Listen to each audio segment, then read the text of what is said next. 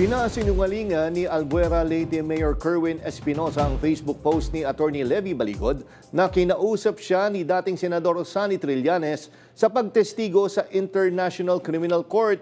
Itinanggi rin niya ang umano'y pagbigay ng security detail ni dating Congressman Zaldico. Exclusive, may umaarangkadang balita si Maad Macapagal.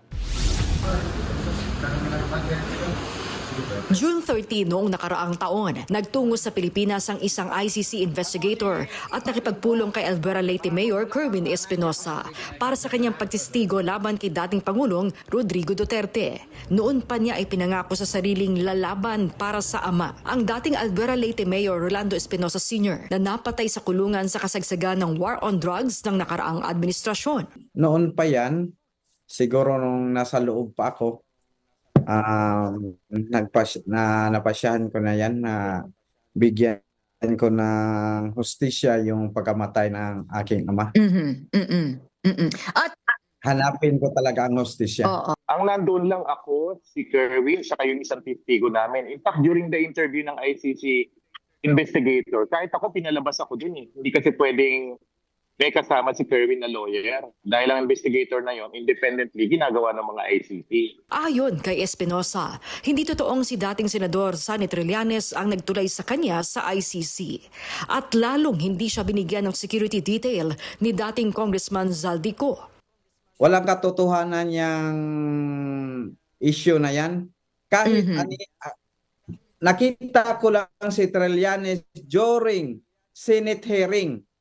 And the rest na mga panahon o araw, wala na akong nakitang Trillanes. Kaya hindi yun totoo.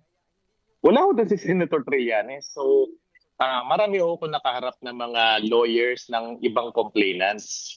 Hindi ko na lang sasabihin. Nagkaroon kami ng mga pag-uusap kasi nga tinatanong nila kung interesadong mag-testify. May mga lawyers na nag-link sa akin, paano kami mapukontak ng ICC. So yung sinasabi na binigyan kami security detail, hindi yung totoo talaga yun. Malaking kasinungalingan. Tinukoy noon ni Duterte na pinakamalaking drug lord sa Eastern Visayas ang mag-amang Espinosa. Tumakas pa Abu Dhabi si Espinosa at naaresto ng October 2016, habang sumuko naman ang kanyang ama. Dito nagpresentang abogado si Baligod. Yung aking daddy kasi sa drugs ba na operation. Makaraan ng isang buwan, napatay ang kanyang ama sa loob ng selda sa isang operasyon ng CIDG Region 8 dahil nanlaban di umano ang ama niya habang isinisilbi ang isang search warrant. Klarong-klaro naman talaga na plinano ng maigi para mapatay siya doon sa loob ng kulungan.